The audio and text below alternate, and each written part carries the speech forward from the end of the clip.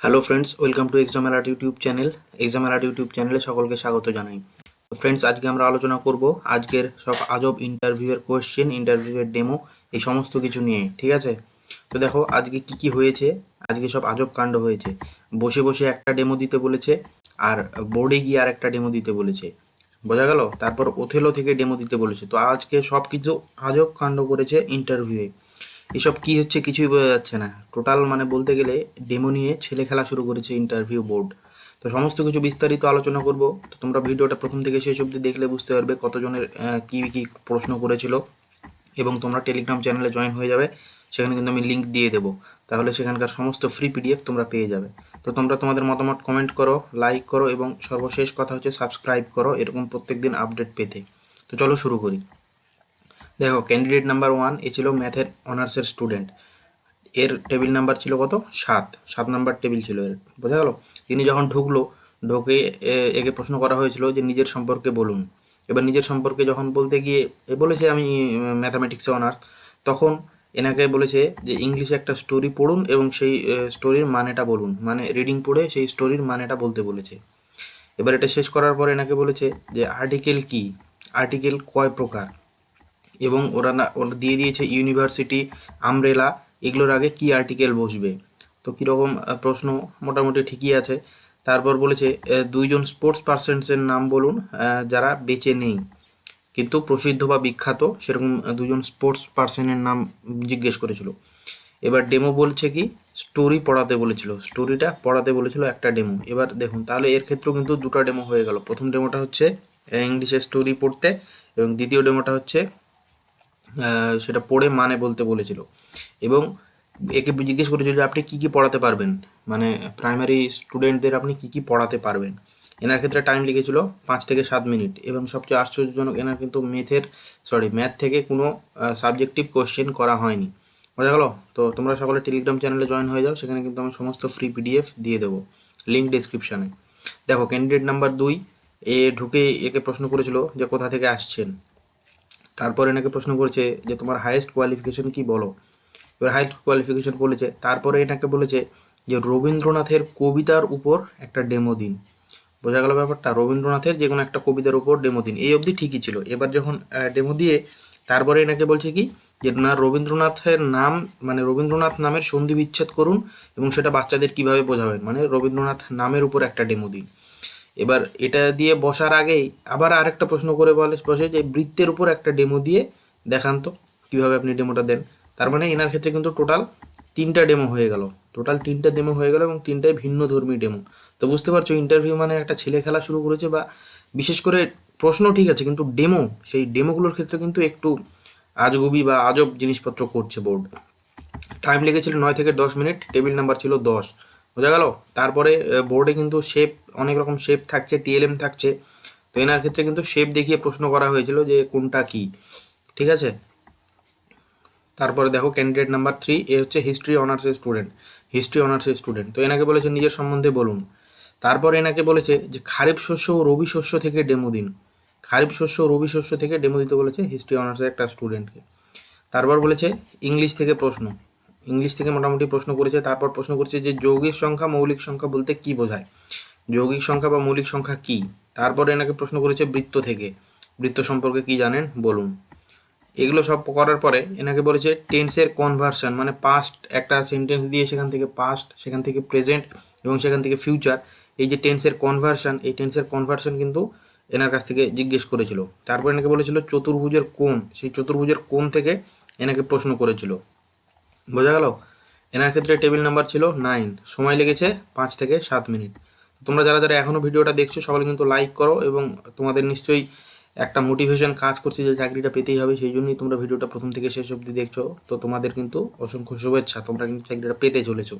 বোঝা গেল? দেখো, ক্যান্ডিডেট নাম্বার 4 এনাকে কি বলেছে যে কোথা থেকে আসছেন। তারপর এনাকে বলছে যে সবার আমি ছাত্র থেকে একটা ডেমো দিন। সবার আমি ছাত্র। এবার সবার আমি ছাত্র থেকে এনাকে সমার্থক শব্দ করেছিল, কিন্তু যে পৃথিবীর সমার্থক শব্দ, বায়ুর সমার্থক শব্দ, এই সমস্ত সমার্থক শব্দ এনার কাছ থেকে জিজ্ঞেস করেছিল।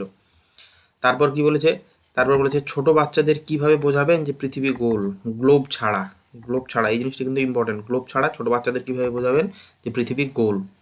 এটা একটা ধরেছিল। তারপর বলেছিল যে ফলের মাধ্যমে কিভাবে বোঝাবেন, যে কোন ফলটাকে চুজ করে আপনি বোঝাবেন যে পৃথিবীটা গোল, এটাও কিন্তু ধরেছিল। এনার ক্ষেত্রে টাইম লেগেছিল 5 মিনিট।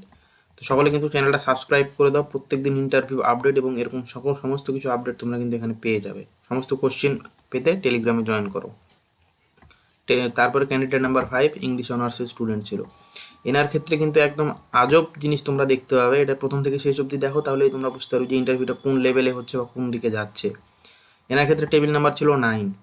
এনাকে বলেছে হাইয়েস্ট কোয়ালিফিকেশন কী আছে আপনার, এর বলেছে ইংলিশ অনার্স। এবার সাবজেক্টিভ কিন্তু কোশ্চেন করেছে। এনাকে বলেছে শেক্সপিয়ারের দুটো নাটকের নাম বলুন। এই অবধি ঠিক ছিল, ঠিক আছে, মেনে নেওয়া যায়। তারপরে এনাকে বলেছে যে ওথেলো নাটকটা ডেমো দিন। মানে বুঝতে পারছো তোমরা কি মানে গাঁজাখুরি জিনিস চলছে? এটা কোনো মানে হয়? ওথেলো নাটকটা একটা প্রাইমারিতে আছে, বা এটা কোনো সামঞ্জস্য বা মানানসই একটা জিনিস হলো? ওথেলো নাটকটা আপনি একটা ডেমো দিন, মানে যা ইচ্ছা তাই আর কি। তারপর এনাকে বলেছে আপনি একটা পোয়েম ডেমো দিন। এটাও মেনে নেওয়া যায়, ঠিক আছে, আপনি একটা পোয়েম ডেমো দিন। তারপরে এনাকে বলেছে না না ঠিক আছে, আপনি যে কোনো একটা বই থেকে যে কোনো একটা ডেমো দিন। এবং এই ডেমোটা কিন্তু ওথেলোটা দিতে বলেছিল, কিন্তু পরবর্তীতে দিতে হয়নি। যখন দিতে যায় তখন বলে আপনি একটা পোয়েম থেকে ডেমো দিন। এবং যখন পোয়েম থেকে ডেমো দিতে যায় তখন এনাকে বলছে যে ঠিক আছে ছাড়ুন, আপনি একটা যে কোনো বইয়ের যে কোনো একটা টপিক থেকে ডেমো দিন। তার মানে মেন্টাল হ্যারাসমেন্টটা কোন লেভেলে যাচ্ছে তোমরা বুঝতে পারছো? এবার অনেকেই বলবে না ইন্টারভিউ তো ঠিকই হচ্ছে, অনেকে নিকু বাবুরা আছে বলবে না ইন্টারভিউ তো ঠিকই হচ্ছে, এরকমই কোশ্চেন হয়। তো তোমরা যেদিন ইন্টারভিউয়ে যাবা সেদিন ফেস করবা যে কী রকম কী হচ্ছে, মুখে অনেক বাতালাই দেওয়া যায়। তারপর এনাকে প্রশ্ন করছে মূলত সংখ্যা কাকে বলে, ঠিক আছে। তারপর প্রশ্ন করেছে কি স্বাভাবিক সংখ্যা কোনগুলি, কোনগুলি স্বাভাবিক সংখ্যা, বাস্তব সংখ্যা কি, সুন্দর প্রশ্ন। তারপর প্রশ্ন করছে ভগ্নাংশ ও পূর্ণ সংখ্যার পার্থক্য কি। এগুলো কিন্তু সুন্দর প্রশ্ন, এগুলো নিয়ে কোনো সমস্যা নেই। তারপর ভয়েস চেঞ্জ একটা বলেছিল, ভয়েস চেঞ্জ বলতে বলেছিল, ঠিক আছে। তারপর এনাকে বলেছিল যে পশ্চিমবঙ্গের প্রথম রাজ্যপালের নাম কি। এ অবধি কিন্তু কোশ্চেন ঠিকই আছে, কিন্তু সবচেয়ে আজব প্রশ্ন হলো যে ওথেলো নাটকটা ডেমো দিন। এটা কোনো মানে হয়? তোমরা কিন্তু কমেন্ট করে জানাবে মতামতটা। তারপরে সকলে কিন্তু সাবস্ক্রাইবটা করে দেবে, এটা কিন্তু মাস্ট। তার পরবর্তী তোমরা কিন্তু আপডেট সমস্ত পেয়ে যাবে এখানে। তারপর দেখো ক্যান্ডিডেট নাম্বার 6 ছিল হিস্ট্রি অনার্সের স্টুডেন্ট। এর ক্ষেত্রে টেবিল নাম্বার ছিল 8। এনাকে বলেছিল হাইয়েস্ট কোয়ালিফিকেশন কি তোমার। এটা কিন্তু সকলকে প্রায় বলছে তোমাদের হাইয়েস্ট কোয়ালিফিকেশনটা কীভাবে বলবে, এই জিনিসটা কিন্তু একটু রেডি করে যেও, বোঝা গেল। তারপর বলেছে কি যে ইতিহাস থেকে একটা ডেমো দিন। এনার হিস্ট্রি এই সুযোগ পেয়ে গেছে, ইতিহাস থেকে আগুনের ব্যবহার ডেমো দিয়ে দিয়েছে। এনাকে বলছে রাজ্য পাখির নাম কি, যে আমাদের হোয়াইট থ্রোট কিংফিশার বা সাদা গলাওয়ালা মাছরাঙা, তো সেটা জিজ্ঞেস করেছিল। তারপর বলেছিল জাতীয় পাখি কি, বোঝা গেল। তারপরে এনাকে বলেছে যে কয়েকজন পাখি বিশারদের নাম করুন বা নাম বলুন, যেমন সেলিম আলী আছে, এরকম কয়েকজন পাখি বিশারদের নাম কিন্তু জানতে চেয়েছিল। সাবজেক্টিভ কোনো কোশ্চেন মানে হিস্ট্রি থেকে কিন্তু পার্সোনালি কোনো কোশ্চেন এনাকে করা হয়নি। এবার দেখে নিই পরবর্তী ক্যান্ডিডেট, 7 নম্বর ক্যান্ডিডেট। ইনি ছিল সংস্কৃত অনার্সের স্টুডেন্ট, সংস্কৃত অনার্সের। তো এনাকে বলেছে তোমার হাইয়েস্ট কোয়ালিফিকেশন কি। এম বলেছে হাইয়েস্ট কোয়ালিফিকেশন আমার এটা। তারপর বলেছে যে সংস্কৃতকে প্রাথমিকে কিভাবে কাজে লাগাবেন। একটা প্রশ্ন করছি, আপনি যে সংস্কৃত পড়েছেন সেটা প্রাথমিক পর্যায়ে আপনি কিভাবে কাজে লাগাবেন সংস্কৃতটা। তারপর এনাকে প্রশ্ন করছে যে বাচ্চাদের নীতিবাক্য কিভাবে বোঝাবেন। মানে সংস্কৃতে বলেছে যে সংস্কৃতে যে নীতিবাক্য আছে সেগুলো আমি প্রাইমারিতে কাজে লাগাতে পারবো। তখন এনাকে বলেছে যে বাচ্চাদের যে সংস্কৃতে যে বাক্যগুলো আছে সেগুলো আপনি বাচ্চাদের কিভাবে বোঝাবেন। তো এই জিনিসটা কিন্তু জিজ্ঞেস করেছিল। তারপর পরে দেখো ইন্টারেস্টিং যে জিনিসটা, এনাকে বলেছে চন্দ্রগ্রহণ ও সূর্যগ্রহণ মুখে ডেমো দিন আপনি, মানে বসে বসেই চন্দ্রগ্রহণ এবং সূর্যগ্রহণ এই জিনিস দুটো ডেমো দিন। এই অবধি ঠিক ছিল। তারপর এনাকে আবার বলেছে যে অমাবস্যা ও পূর্ণিমা এটা আপনি বোর্ডে ডেমো দিন। তার মানে বুঝতে পারছো, একবার আপনি বসে ডেমো দিন মুখে মুখে, একবার আপনি বোর্ডে ডেমো দিন, মানে দুটো করে টপিক বলে দিচ্ছে। এনার ক্ষেত্রে টেবিল নাম্বার ছিল 4 নম্বর টেবিলে ছিল। এনার ক্ষেত্রে সময় লেগেছে 5 মিনিট মতো। তো বুঝতে পারছো তোমরা কিন্তু কিছু কিছু ক্যান্ডিডেট, সব ক্যান্ডিডেটকে না, কিছু কিছু ক্যান্ডিডেটকে কিন্তু হ্যারাসমেন্ট করা হচ্ছে ডেমোর নামে বলো, মেনলি ডেমোর নামেই একটা হ্যারাসমেন্টের শিকার কিন্তু হতে হচ্ছে। তার মধ্যে এই ক্যান্ডিডেট যে ইংলিশ অনার্সের, এ কিন্তু একটু হ্যারাসমেন্টের শিকার হয়েছে। এটা আমি বলবো, তোমাদের পার্সোনাল কি মতামত তোমরা জিনিসটা কমেন্ট করো।